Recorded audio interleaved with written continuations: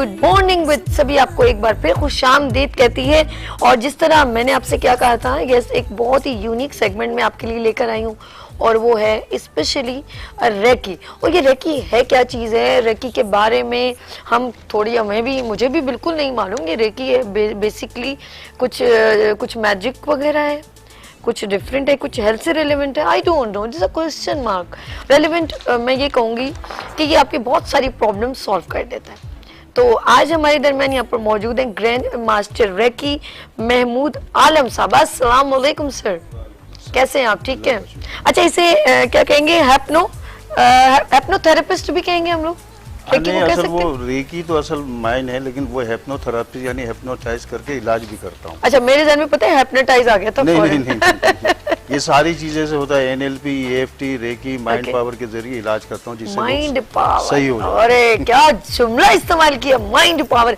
अच्छा, जिसके अंदर ये माइंड पावर हो ना, हाँ, वो कुछ भी कर सकता है। बिल्कुल, क्या कहते हैं? बिल्कुल जरूर। देखिए, दिमागी जो कुछ है ना, आपकी बॉडी को काम करता, आपकी सोच, आपकी नीयत आपकी काम करती। देखिए, इंसान के जिस्म में है क्या, देखिए सांस भी आपके इख्तियार में नहीं है। हाय। सिर्फ इख्तियार क्या है, आपकी सोच, आपकी नीयत, उससे आप जी रहे हैं। बस सांस भी आपके इख्तियार में कब आ रही कब जा रही आपको पता नहीं। तो उससे इंसान कितना वो होता है, एक दूसरे को डराता धमकाता, अगर जब पे गलत है। जब कोई चीज़ इख्तियार में नहीं है, सब कुदरत के इख्तियार में है, तो उसी तरह चलना चाहिए। यानी कि हमारी सारी शैतानी यहाँ से हाँ, बिल्कुल बिल्कुल, लेकिन उसको होता नहीं। इसीलिए मैंने कहा नीयत से और सोच से आप जिंदगी जो गुजार रहे होते, बाकी आप कुछ भी नहीं है आपके पास। देखिए, आपके कोठी है, बंगला है, कार है, सब कुछ है, अगर क्वालिटी लाइफ नहीं है, आपकी नींद अपनी नहीं है, तो बेकार है जिंदगी। करवट बदल रहे हैं, पैसा है, ये है, वो है, सुकून नहीं है ना, फिर नींद ही नहीं है, तो फायदा क्या ऐसा पैसे का। तो सुकून होना चाहिए। जब सुकून उसी वक्त मिलेगा जब आप किसी को सुकून देंगे। जब तक आप किसी को सुकून नहीं देंगे, आपको सुकून वापस नहीं आएगी। बड़ी बात। हाँ, बहुत बड़ी बात की है। कोशिश करनी चाहिए अपनी जात से दूसरों को फायदा पहुंचाए, उसमें छोटे बड़ा तबका नहीं देखे। इसलिए सांस एक जैसे सबकी चलती है, मरता तो एक जगह जाता है, पैदा भी एक जैसे। फिर किस बात का घमंड, किस बात की चीज है। ये चीज लोगों को दूर करती है। देखिए, हसद, जलन, नफरत, गीबत ऐसी आग है जो आपकी रूह और दिल को जलाती रहेगी। तो इसको माफ कर देना, माफ करके आप अलग हट जाइए। जब तक आप किसी को माफ नहीं करेंगे, तो आप अटैचमेंट है उसके साथ, आप भी नहीं सुकून से सो सकेंगे। इसीलिए दीन में कहा कि अब दरगुजर कर दिया करो, माफ कर दिया करो। जब आप माफ करके डिटैच हो जाते हैं ना, आपको सुकून मिल जाता है। क्या बात है। अच्छा, अब हम आते हैं, ऑफ कोर्स, क्योंकि मैंने कहा कि ग्रैंड मास्टर रेकी यहाँ पर मौजूद है। रेकी के बारे में थोड़ा अब मैं चाहती हूँ लोग नॉलेज लें। पूरी कायनात एनर्जी से बनी, एनर्जी हर जगह मौजूद है, जिसमें इंसान, जानवर, पौधे सब कुछ है। जानदारों के जज्बात, एहसासात, रूह और ख्यालात इंसान के जिस्म में लहरों की तरह सफ़र करती। रेकी एक कुव्वत है, एक ताकत है, जिससे एनर्जी आती जाती है। ये भी एक कुव्वत है। इसको क्या करते हैं हम लोग, एक खास किस्म के क्लास होती है, अटून करते हैं, एक पावर ट्रांसफ़र करते हैं। उस पर पावर आ जाता है, उसके बाद उसको हम कुछ की बताते हैं। उसके बाद इसके हाथों से एक एनर्जी निकलती है, वो जिस मुकाम पे रख दे। अगर आप दवा खा रहे हैं, घुटने का दर्द नहीं जा रहा, तो आप दोनों हाथ घुटने पे रखेंगे, 15 से 20 मिनट देखेंगे तो घुटने का दर्द चला जाएगा। सर, मेरे कमर में बहुत दर्द होता है, बिल्कुल चला जाएगा। बताए ना, सुबह मैं उठती हूँ, पता नहीं कभी कभी बीच में आता है और इतना शदीद होता है कि मेरी बिल्कुल बैक साइड अकड़ जाती है और मैं जरबत बंदा सजदा कर रहा है या नीचे झुक रहा है। मैं वो मेरी आदत है, मैं जरा सुबह अर्ली उठने के बाद उसके बाद जो मैं फिर नॉर्मल उसमें आती हूँ तो फिर ठीक हो जाता है 2-3 घंटे में। लेकिन वो जो सुबह जो है ना, वो कमर का दर्द है ना, वो मुझे बताएं, कोई सोल्यूशन बता दें सर। नहीं, उसकी तरीका बता दूंगा मैं आपको। असल मसला ये, लेकिन अगर फर्स्ट क्लास सर में दर्द हुआ रात को, तो आप क्या करेंगे? जो लोग रेकी सीखते हैं वो सर पे हाथ रखेंगे, देखिए सर का दर्द भाग जाएगा। नींद का प्रॉब्लम, बहुत सारे मसले रेकी से फ़ायदा उठा सकते हैं और उठाते हैं। जिस ज़माने में कर रहा था, तकरीबन 24 साल हो गए। इसमें रेकी पे बुक भी मैंने लिखी, पाकिस्तान में किसी ने नहीं लिखा। इसी तरह माइंड पावर पे एक बुक लिखी, वो भी वर्कशॉप कराते हैं।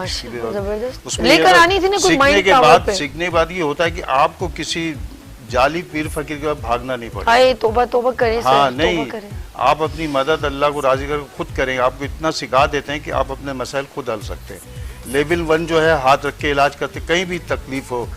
बच्चा हाइपर है, क्या करेंगे आप?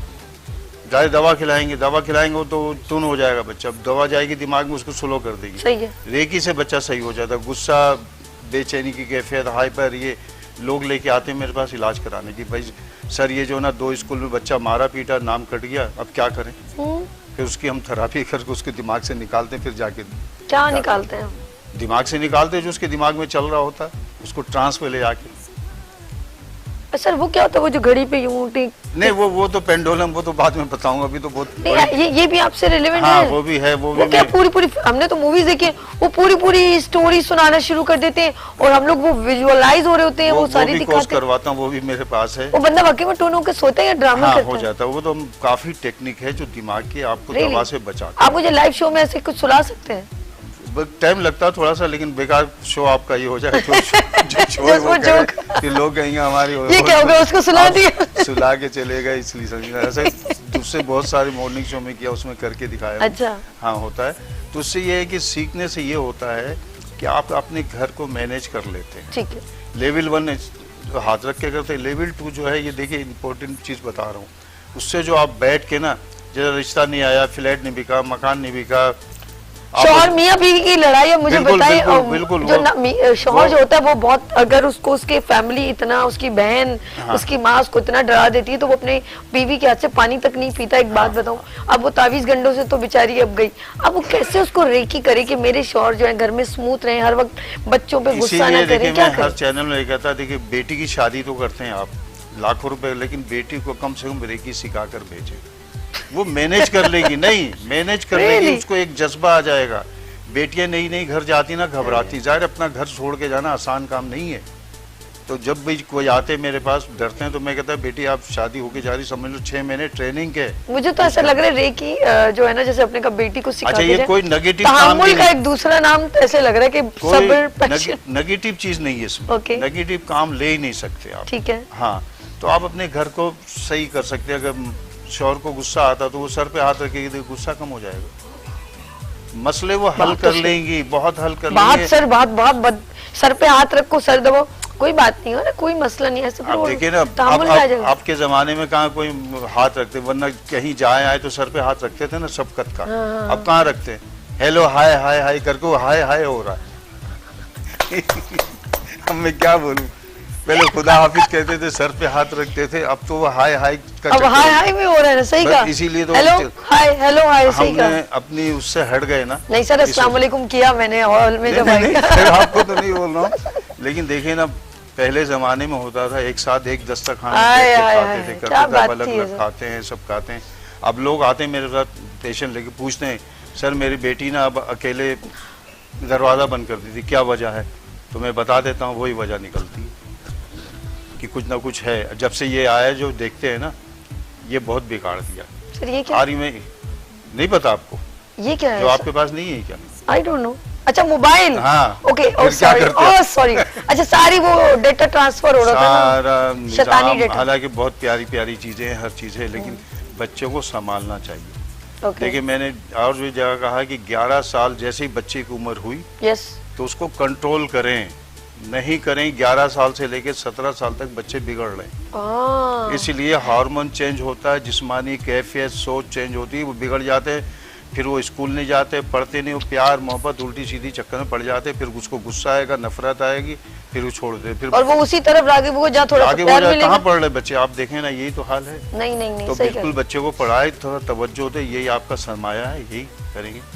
लेकिन सर ये एक बहुत बड़ा देखा जाए तो मेरे जितने भी यहाँ गेस्ट आए हैं उन्होंने इसको हमेशा बैड ही कहा है, चाहे वो हेल्थ कंसल्टेंट हो या कोई पॉलिटिकल हो, तो ये मोबाइल के बारे में तो हर, लेकिन एक मैंने देखा है, अगर आप थोड़ा अवेयरनेस देखें तो ये बेसिकली एक गेम है और ये हमारे बाहर मुल्क के गेम से आया कि लाइक कि हम लोगों के बच्चों को गलत जगह पर डाइवर्ट किया जाए, जबकि ये तमाम चीज़ें उन मुल्कों में बहुत एक्सपेंसिव है और वो अपने बच्चों को ये यूज करने नहीं देते, वो सब कुछ यहाँ ट्रांसफर करें ताकि हमारी जनरेशन मेंटली डिसऑर्डर हो जाए, मेंटली रिगार्डेड हो जाए, मतलब वो कुछ भी नहीं कर पाए और हमारे जो है ना उनके बच्चे जो है ना, लेकिन अल्लाह पाक ने फिर भी, मैं कहती हूँ अभी भी बहुत सारे ईमान ताज़ा तो ऐसे लोग खाने को खाना नहीं है लेकिन 25-50 हज़ार का उसके हाथ में मोबाइल है, तो बताइए क्या होगा? सच्ची बता रहा हूँ आपको, अगर माँ बाप तवज्जो नहीं देंगे तो आगे बहुत मसले मसाले बच्चों को समझाए, भाई सरमाया है,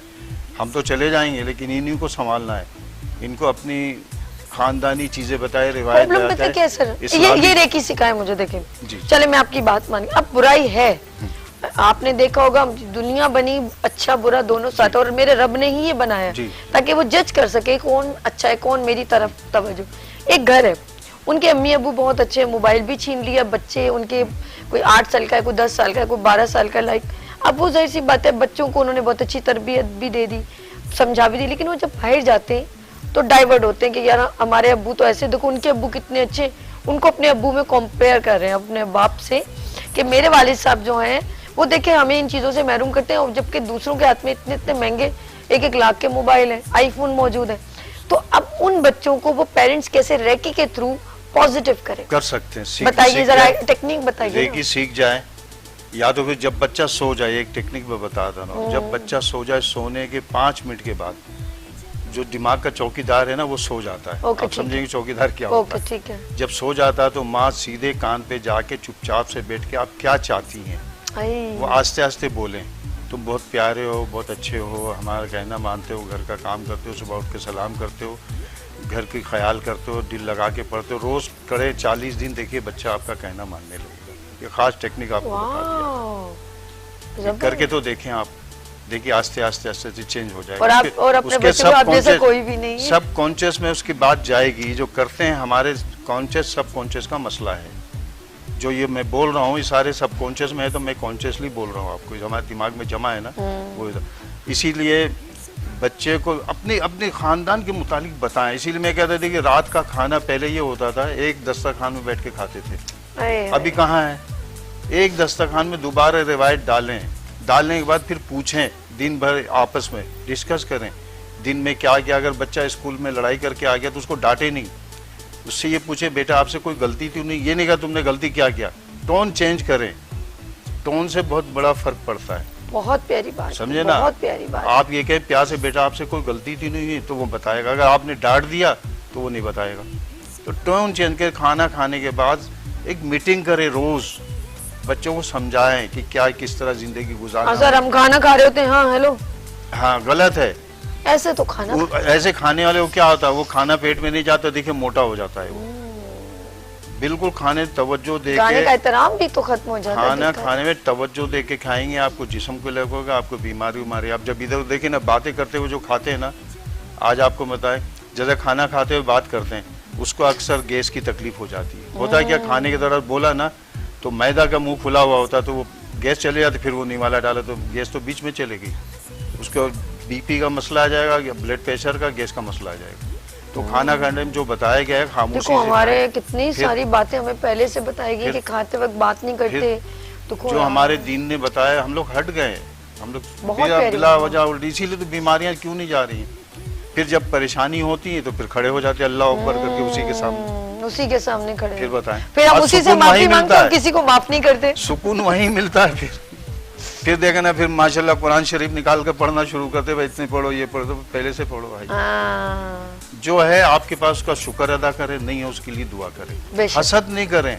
ये हसद आपको बीमारी मुब्तला कर देती है। अच्छा, ये रेकी कब से है और ये कौन कौन से कंट्रीज में इसको फॉलो किया जाता है? पैगंबरों को जमाने से हजरत ईसा अलैहिस्सलाम सुना होगा आपने, ठीक है। किसी को भी कोई तकलीफ होती थी, आँख की तकलीफ, तो वो हाथ रख के दुआ पढ़ते थे, ठीक है ना।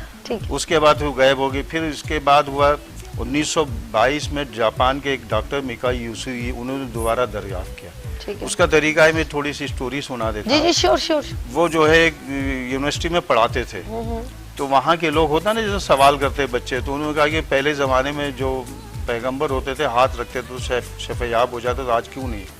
तो वो उन्होंने जवाब देने से कासिर रहे, फिर वो यूनिवर्सिटी छोड़ दी। उसके बाद वो तहकीक करना शुरू कर दिए, करते करते करते फिर इधर गए उधर गए, कई सफ़र किया। फिर एक जगह पहाड़ है वहाँ जापान में, योकोहामा, वहाँ उनको हिदायत हुई कि हाँ मुराकबा करो तुम जाके। वो 21 दिन जाके वहाँ बैठे भूखे प्यासे।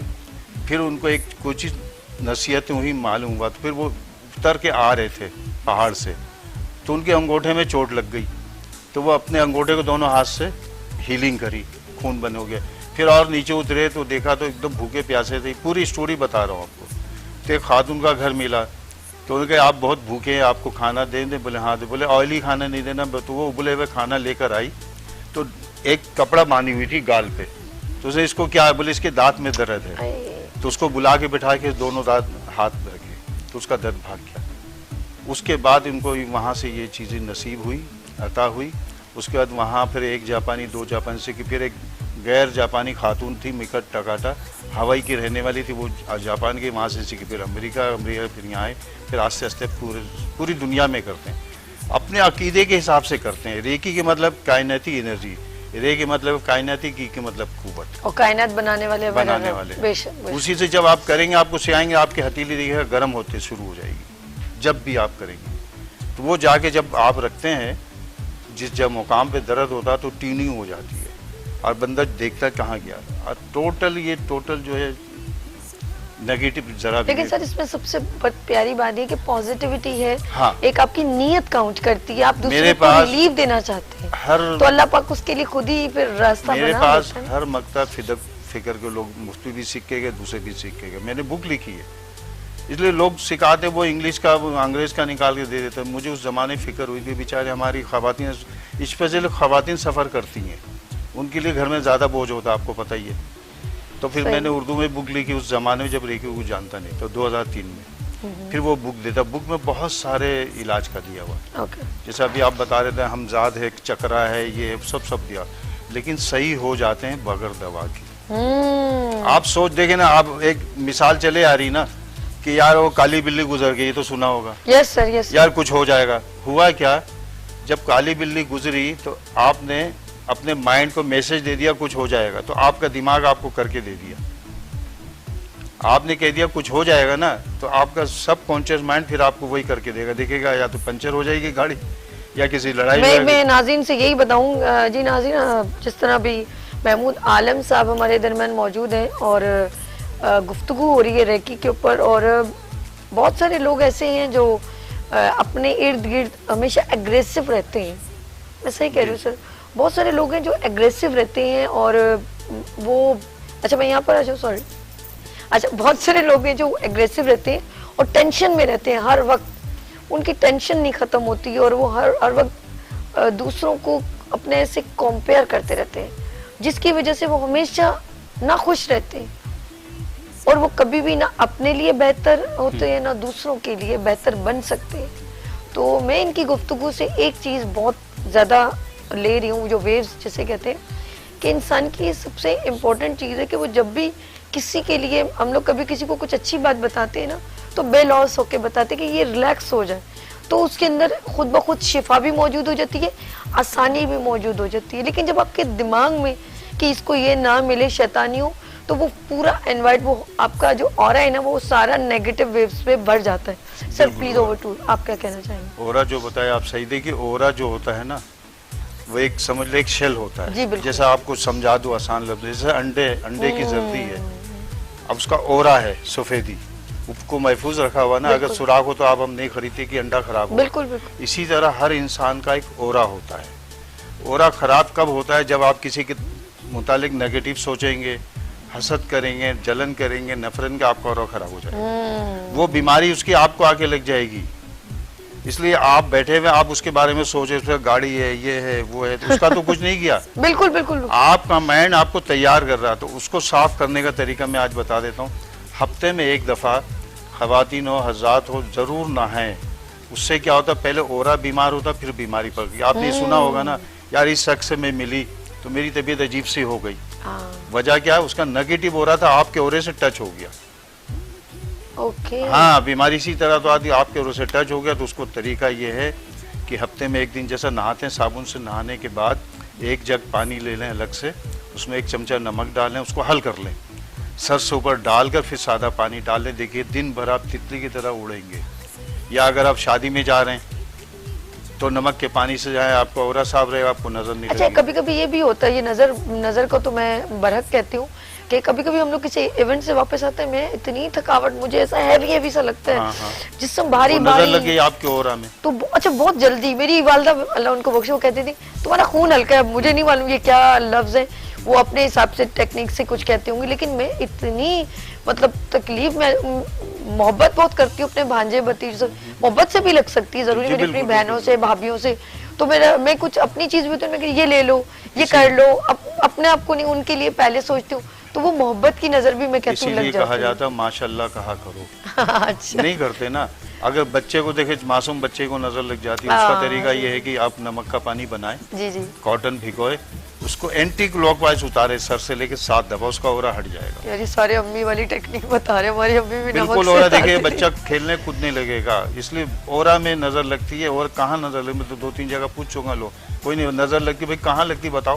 हाँ। नजर ओरा में लगती जो बीमार होता है। कहते हैं नजर पत्थर फाड़ देती है, बिल्कुल, बिल्कुल, नजर नजर होती। ऊंट को हंडिया तक पहुंचा बिल्कुल, देती है। बिल्कुल, और मेरे नजर नबी बहुत सल्लल्लाहु अलैहि बुरी। वसल्लम ने फरमाया नजर बरहक है। बिल्कुल, बिल्कुल। बात ही खत्म हो गई ना, ये इस चीज को हम डिनाई। अच्छा कुछ लोग, मैं तो इस चीज को मैं कहती हूँ वाकई में ऐसा होता है कि लोग वो समंदर को क्रॉस करते हैं, कहते हैं पानी को क्रॉस करना।